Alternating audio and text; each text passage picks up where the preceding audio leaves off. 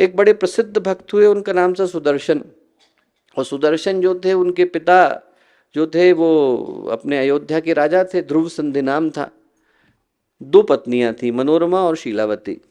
और जो मनोरमा के पुत्र हुए वो तो हुए भक्तराज सुदर्शन। शीलावती के जो पुत्र हुए वो हुए शत्रुजित। अब जब पिता एक दिन आखेट खेलने के लिए गए तो देहावसान हो गया। देहावसान हुआ तो दोनों तरफ के पक्ष में लड़ाई झगड़ा शुरू हो गया। हमारा वाला बच्चा जो है वो राजा बनेगा, हमारा वाला बच्चा राजा बनेगा। तो जो सुदर्शन की माँ थी वो भी भक्त थी। उनने कहा कि ऐसा है, लड़ाई झगड़े में हम लोग नहीं पड़ते, हम लोग जाकर के जंगल में तपस्या करते हैं, छोटे भाई को मिले तो क्या दिक्कत है, वही चलाए।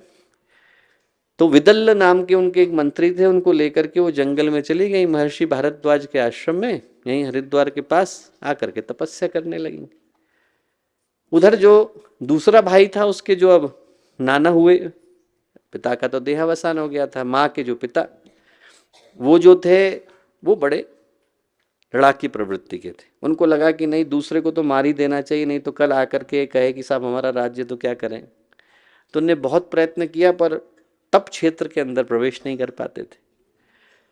अब वो जो छोटा छोटा बच्चा था सुदर्शन, उसके अंदर थी भक्ति प्रबल। जो विदल्ल थे वो नपुंसक थे, उसको संस्कृत में बोलते हैं क्लीव। तो जो मुनि कुमार थे वो बोला करते थे क्लीव क्लीव क्लीव। अब इससे बोला नहीं जाता था क्लीव, तो ये उसके मुंह से निकलता था क्ली क्ली क्ली। एक दिन जगदम्बा आ गई सामने, क्ली मत बोल बेटा, क्लीम बोल। उसके हृदय में मंत्र को प्रतिष्ठित कर गई।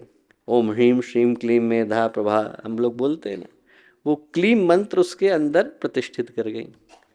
अब उसने उसको बोलना शुरू कर दिया, माँ सिद्ध हो गई। बच्चा बड़ा हुआ तो सबको चिंता हुई कि करेंगे क्या, इसका क्या होगा। तो एक दिन देवी माँ आई, बोले ऐसा कर कि तू वाराणसी को जा, वहाँ सुबाहु एक राजा हैं, उनकी जो पुत्री है उसका विवाह तेरे साथ सुनिश्चित किया गया है। अब उसी समय में क्या था कि राजा सुबाहु ने स्वयंवर भी रचा हमारी पुत्री के लिए। सभी जगह के राजा आए, वो शत्रुजित भी आए जो उनके छोटे भाई थे, और उसके साथ नाना जी आए। नाना जी आए तो जब उनको पता चला कि ऐसा ऐसा है कि साहब हमारे ये सुदर्शन भी आया है विवाह करने के लिए, तो उन्होंने कहा कि इसको तो हम अभी नष्ट कर देंगे। उधर जो सुबाहु की जो लड़की थी जिसके साथ विवाह की बात माँ जगदम्बा ने, भगवती ने कही, वो बच्ची को भी माँ सपने में आई और बोली कि तेरे लिए सुदर्शन का विवाह सुनिश्चित किया है, कल को जब आए तो तू उसका चयन करना। अब जो स्वयंवर का समय आया तो उसने उसका चयन किया और चल दिया। अब उनके पास तो कुछ था नहीं, आश्रम के रहने वाले नंगे पैर चल दिए, अपने अपने घर को जा रहे हैं। सामने शत्रुजित के जो नाना थे वो बड़ी भयंकर सेना लेकर के खड़े हो गए, बड़ी भयंकर। लोगों ने कहा अब क्या होगा, तो सुदर्शन ने बड़ा प्यारा उत्तर दिया, बोले देखो उनके पास सेना हो सकती है पर हमारे पास तो माँ है। बोले वो कितनी भी बड़ी सेना को लेकर के आ जाएं, हमारा विश्वास हमारी माँ के पास है, हमने अपना हाथ उनको सौंप दिया है। सामने की तरफ 1 लाख खड़े हों, 1 करोड़ खड़े हों, मुझे कोई चिंता नहीं। बोले जिनको मैंने हाथ सौंपा है वो पूरे विश्व का संचालन कर पाने की सामर्थ्य रखती है। माँ को पुकारा, माँ आ गई, क्षण भर में सेना का सफाया कर दिया। अब जब सेना समाप्त हुई तो सुबाहु जो थे उनने प्रार्थना करी कि आप यहाँ तक आई हैं तो वाराणसी के अंदर प्रवेश जरूर करिए और छोड़ के मत जाइए। वो दिन था, आज का दिन है कि काशी की रक्षा अन्नपूर्णा देवी जगदम्बा के रूप में करती।